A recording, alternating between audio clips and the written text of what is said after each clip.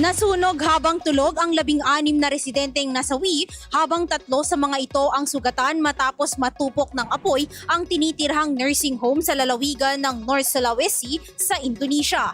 Ayon sa Fire Department, naganap ang insidente sa Damay Retirement Home bandang alas 8:36 sa syudad ng Manado.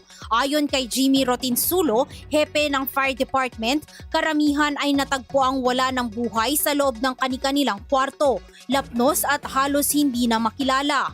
Dagdag pa nito, pinaniniwala ang karamihan sa mga biktima ay matatandang residente at nagpapahinga na ng gabing iyon nang mangyari nang bigla ang sumiklab ang sunog.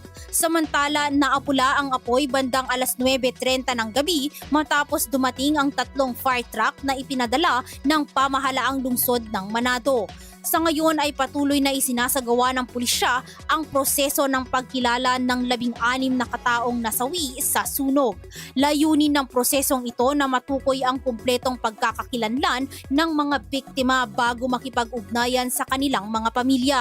Dagdag pa rito, kasalukuyan pa rin ang investigasyon ng mga otoridad hinggil sa sanhi at halaga ng pinsalang nasunog sa naturang lugar. Para sa IFM Foreign News, ako si Idol Zarina Franco, Idol!